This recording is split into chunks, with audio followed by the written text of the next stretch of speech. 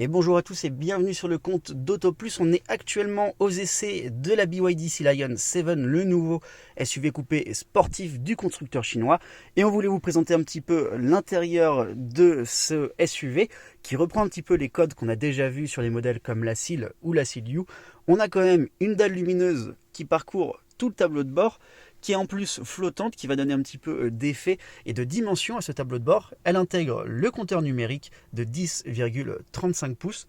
Je vous avoue que ça pourrait être un tout petit peu mieux intégré, mais en vrai, on va pas rechigner.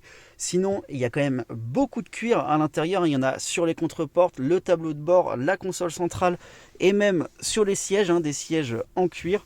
On retrouve aussi un petit design ici en forme d'aile de dauphin, enfin de nageoire pardon, plutôt de dauphin, ça n'a pas d'aile, un dauphin.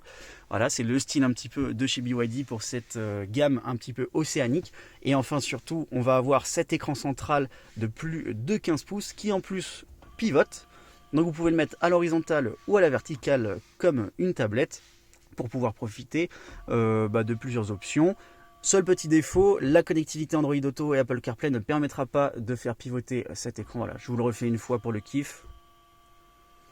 Donc forcément, avec Android Auto ou Apple CarPlay, vous aurez l'écran à l'horizontale. Enfin, dernière petite spécificité, ce que j'aime beaucoup, moi, c'est ce petit sélecteur de vitesse en cristal.